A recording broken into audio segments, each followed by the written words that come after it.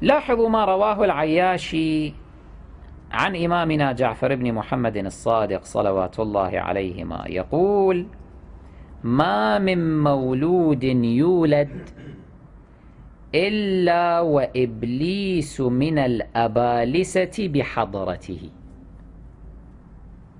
يكون واحد من الأبالسة يكون حاضر في وقت ولادة المولود لابد.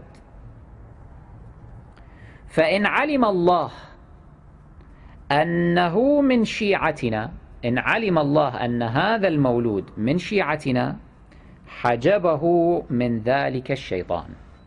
الله يحجبه من ذلك الشيطان، فلا يتمكن الشيطان من أن يطعن فيه أو يؤذيه.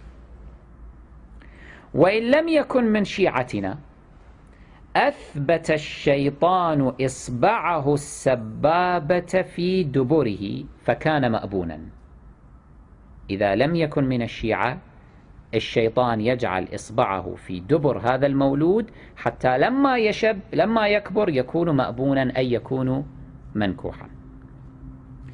فإن كان امرأة، هذا المولود لم يكن ذكرا، فإن كان امرأة أثبت في فرجها، وضع إصبعه السبابة في فرجها فكانت فاجرة. فعند ذلك يبكي الصبي بكاء شديدا إذا هو خرج من بطن أمه.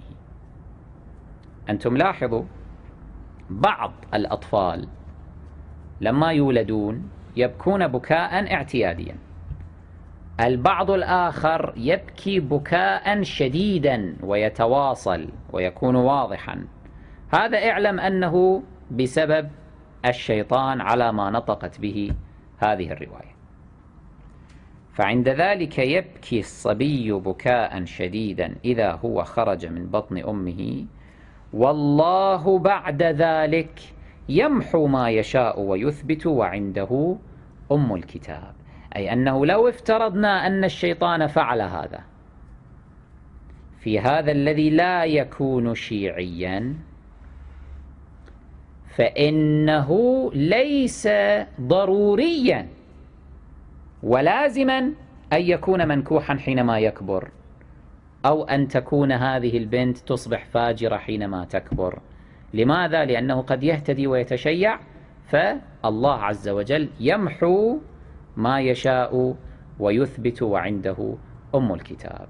فالله عز وجل يمحو هذا الأمر عنه فلا يصاب به. هذه الرواية ظاهرها أن هذا الأمر يشمل مطلق المخالف، أي مخالف، لأن الإمام عليه السلام يقول: إن علم الله أنه من شيعتنا حجبه من ذلك الشيطان، وإن لم يكن من شيعتنا أثبت الشيطان إصبعه السبابة.